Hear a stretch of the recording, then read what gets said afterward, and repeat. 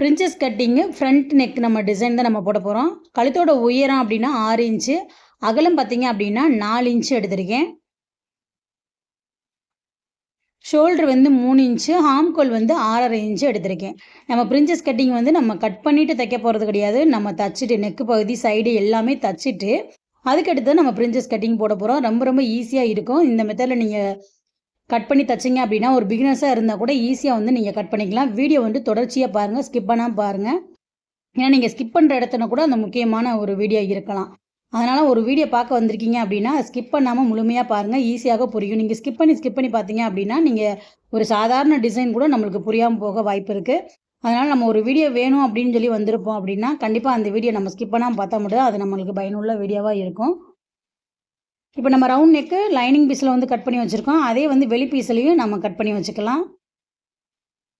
இந்த மெத்தடில் நீங்கள் பிரின்சஸ் கட்டிங் போடுவீங்களா அப்படின்றத மறக்காமல் சொல்லுங்கள். இதோட பேக் நெக் வீடியோவும் நம்ம ஏற்கனவே வந்து போட்டாச்சு. அதை பார்க்காதவங்க அந்த லிங்க்கை பார்த்துட்டு பேக்கு ஃப்ரண்ட்டு ரெண்டுமே டிசைன் வந்து எப்படி வைக்கணும் அப்படின்றத ஒரே வீடியோவில் நீங்கள் பார்த்துக்கலாம், ஒரே சேனலில் நீங்கள் பார்த்துக்கலாம். ஏன்னா ஒரு சிலருக்கு பார்த்தீங்க அப்படின்னா பேக்கில் என்ன டிசைன் வைக்கிறது, ஃப்ரண்ட்டில் என்ன டிசைன் வைக்கிறது அப்படின்னு சொல்லிட்டு ஒரே குழப்பமாக இருக்கும். அந்த 2 டிசைனுமே நம்ம ஒரே சேனலில் இருந்துச்சு அப்படின்னா கண்டிப்பாக அவங்களுக்கு வந்து ஈஸியாகவும் இருக்கும், அது யூஸ்ஃபுல்லாகவும் இருக்கும், தைக்கிறதுக்கு யூஸ்ஃபுல்லாகவும் இருக்கும். இப்போ நம்ம எப்பயும் போல் அந்த நெக்கு பகுதியெல்லாம் நம்ம நார்மலாக தச்சு திருப்புறது அப்படின்றதுனால நான் ஏற்கனவே வந்து தச்சு திருப்பிட்டு உங்களுக்கு நான் வீடியோலாம் காமிக்கிறேன். ஏன்னா நார்மல் தானே, நம்ம ரவுண்ட் நெக்கை தச்சு திருப்ப போகிறோம், சைடு வந்து மடக்கி அடிக்க போகிறோம். இப்போ பிரின்சஸ் கட்டிங் நம்ம போட போகிறோம். அதாவது நார்மலாக நம்ம ஒரு பாட்டி சட்டை மாதிரி நம்ம கட் பண்ணி தைச்சிட்டு இப்போ அந்த மடிப்பு பகுதியில் இருந்து அந்த கொக்கி வைப்போம் பார்த்திங்கன்னா அந்த பகுதியிலேருந்து ஒரு 4 இன்ச்சும் ஷோல்டர்லேருந்து கீழே பார்த்திங்க அப்படின்னா 9.5 இன்ச்சு நம்ம எடுக்கணும். அந்த 4ஐயும் 9.5ஐயும் கனெக்ட் பண்ணுற மாதிரி இந்த வளைவு நம்ம போடணும். இந்த ஆம்கோல்லேருந்து அந்த 9.5ஐயும் 4.5ஐயும் கனெக்ட் பண்ணுற மாதிரி 4ஐயும் கனெக்ட் பண்ணுற மாதிரி போட்டுட்டு அந்த சேஃபை நம்ம கட் பண்ணி எடுத்துக்கலாம். இப்போ வந்து நம்ம ரெடி பண்ணி வச்சுருக்கோம் கழுத்து பீஸு, கீழே வந்து சைடு எல்லாமே அடித்து ரெடியாக இருக்க பீஸில் தான் நம்ம பிரின்சஸ் கட்டிங் போடுறோம். இப்போ இந்த இடத்துல உங்களுக்கு வந்து அந்த கிராஸ் பிடிக்கிறதுக்கு எவ்வளோ தேவை, 1.5 இன்ச்சு தேவையா 1.25 இன்ச்சு தேவையான்னு பார்த்துட்டு அந்த இடத்த நம்ம லைட்டாக அப்படி கட் பண்ணி விட்டுக்கலாம். அதே மாதிரி பார்த்தீங்கன்னா இந்த பக்கம் சைட்லேயும் ஒரு 1/4 இன்ச்சுக்கு கட் பண்ணிக்கலாம். இதை கட் பண்ணிட்டீங்க அப்படின்னாவே உங்களுக்கு வந்து அந்த கிராஸ் பிடிக்கிறது அந்த இடம் வந்து உங்களுக்கு கரெக்டாக வந்துடும். இப்போ கீழ் பகுதியிலேருந்து நீங்கள் ஜாயின் பண்ண போகணும். எப்பயுமே வந்து ஹாம்கோல்லேருந்து ஜாயின் பண்ணக்கூடாது. நம்ம இந்த கட் பண்ணுறத இந்த பகுதியிலேருந்து நம்ம ஜாயின் பண்ணி போனோம் அப்படின்னா நம்மளுக்கு சைடு வந்து அந்த ஆம்கோலில் ஏற்றி வந்துச்சுன்னா கூட நம்ம லைட்டாக கட் பண்ணி விட்டுக்கலாம். ஆனால் ஆம்கோல்லேருந்து நீங்கள் தச்சு வந்தீங்க கீழே வந்து ஏற்றி இறக்கி இருந்துச்சு அப்படின்னா உங்களுக்கு அந்த மடிப்பு பகுதி அசிங்கமாக இருக்கும். அதனால் எப்பயுமே நம்ம தைக்கிற பகுதி கீழ்லேருந்து நம்ம மேல் வர மாதிரி தச்சுக்கிறணும். உங்களுக்கு ஈஸியாக புரியணும் அப்படின்றத நான் அந்த வீடியோ பொறுமையாக வந்து நான் போட்டிருக்கேன். கண்டிப்பாக வந்து ட்ரை பண்ணி பாருங்கள், ஈஸியாக வந்து புரியும். தச்சு பார்த்துட்டு உங்களுக்கு புரிஞ்சது அப்படின்னா மறக்காமல் கமெண்ட் பாக்ஸில் கமெண்ட் பண்ணுங்கள். இப்போ அதிலே வந்து இன்னொரு தையல் போட்டுக்கலாம். ஒன் சைடு அடிச்சிட்டோம். அதே மாதிரி இதையும் நம்ம கீழ்ப்பகுதியிலேருந்து மேல் வரைக்கும் நம்ம தைச்சிட்டு போயிடலாம். அதே மாதிரி பார்த்திங்கன்னா 2 துணியும் நம்ம இழுக்கக்கூடாது. துணியும் இழுக்கக்கூடாது, கீழ் துணியும் இழுக்கக்கூடாது. இழுக்காமல் ரெண்டுமே வந்து சேமாக வச்சு தைச்சோம் அப்படின்னா உங்களுக்கு முன்ன பின்ன வரவே வராது. நீங்கள் இழுத்து பிடிச்சி தைச்சிட்டிங்க அப்படின்னா தான் கொஞ்சம் முன்ன பின்ன வர்ற மாதிரி இருக்கும். லைட்டாக வந்து நீங்கள் கொஞ்சம் எக்ஸ்ட்ரா இருந்துச்சுன்னா கட் பண்ணலாம். ரொம்ப இழுத்து பிடிச்சி தைச்சிட்டிங்க அப்படின்னா ஒரு 1 இன்ச்சுக்கு அந்த மாதிரி எக்ஸ்ட்ரா இருந்துச்சுன்னா அது நம்மளுக்கு அந்த ப்ளவுஸ் வந்து கரெக்டாக இருக்காது. அதை பார்த்துட்டு நீங்கள் கொஞ்சமாக நீங்கள் இழுத்து பிடிக்காமல் தைச்சிட்டிங்க அப்படின்னா உங்களுக்கு கரெக்டாக இருக்கும்.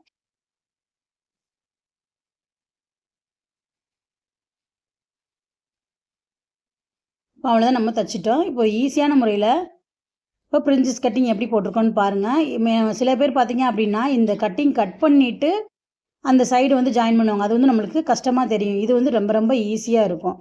இப்போ நம்ம இந்த சைடில் கழுத்து பகுதியிலேருந்து இந்த ஹாம்கோலுக்கு ஒரு கேர்லப் டிசைன் நம்ம கொடுக்க போகிறோம். இப்போ கேன்வாஸை அந்த ஷோல்டர் தெரிகிற மாதிரி இந்த மாதிரி வச்சுக்கோங்க. அந்த ஷோல்டரை விட ஒரு 1/4 இன்ச்சு 1 இன்ச்சு அந்த மாதிரி கொஞ்சம் எக்ஸ்ட்ரா வந்து விட்டுக்கோங்க.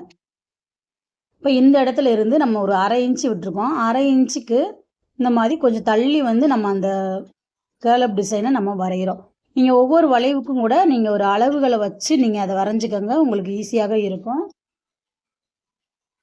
ஒவ்வொரு ஸ்டெப்புக்கும் நீங்கள் அளவுகள் கூட வச்சுக்கோங்க. 1 இன்ச்சு 1.5 இன்ச்சு அந்த மாதிரி உங்களுக்கு வளைவுக்கு பெரிய வளைவு வேணுமா சின்ன வளைவு வேணுமா அப்படின்றத பார்த்துட்டு அந்த கேப்புக்கு நீங்கள் அந்த வளைவாக வச்சுட்டு வரைஞ்சிக்கோங்க, ஈஸியாக இருக்கும். அதேமாரி பார்த்தீங்க அப்படின்னா, பேக் நெக்கை விட ஃப்ரண்ட் நெக்கோட கழுத்து பகுதி வந்து சிறுசா இருக்கணும். அந்த கழுத்து பகுதி அப்படின்னா, இப்போ நம்ம அகலமா வெட்டணும்.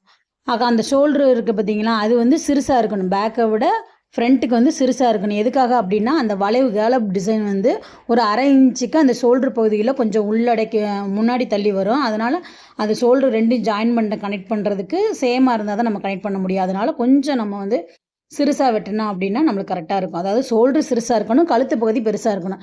கழுத்து பகுதி பெருசாக வெட்டினா தான் ஷோல்டர் வந்து உங்களுக்கு சிறுசாக வரும்.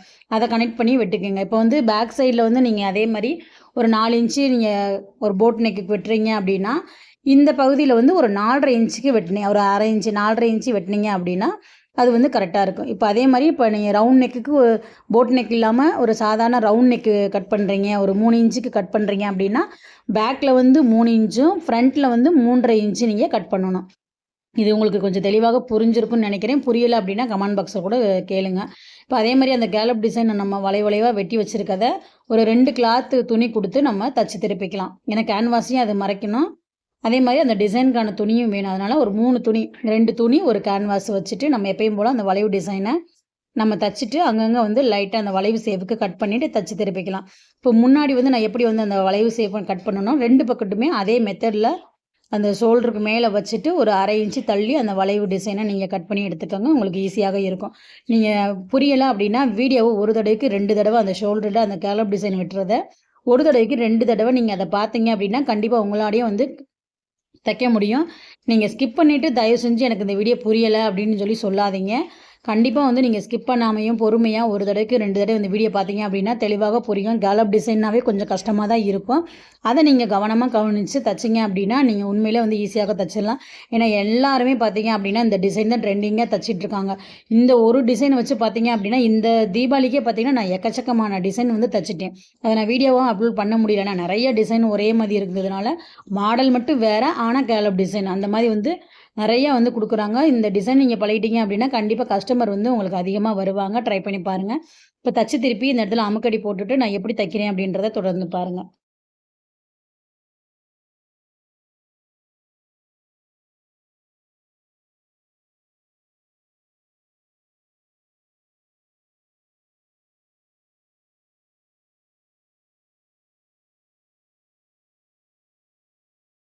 இப்போ 2 சைடுமே அதே மாதிரி நம்ம தச்சு திருப்பிட்டோம். இப்போ வந்து நம்ம அந்த கழுத்து பகுதியோட ஒரு 1/2 இன்ச்சு முன்னாடி வர்ற மாதிரி தச்சுக்கோங்க. அப்போ தான் வந்து அந்த பேக் சைடோட ஜாயின் பண்ணுறதுக்கு நம்மளுக்கு கரெக்டாக இருக்கும்.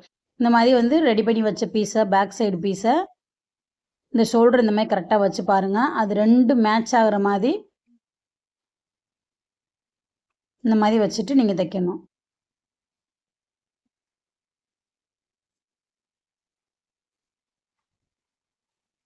அந்த முன்கழுத்து வந்து கொஞ்சம் உள்ளடக்கி இருக்கும். அந்த கேலப் டிசைனு அந்த பேக் சைடோட ஜாயின் பண்ணுற மாதிரி வரும்.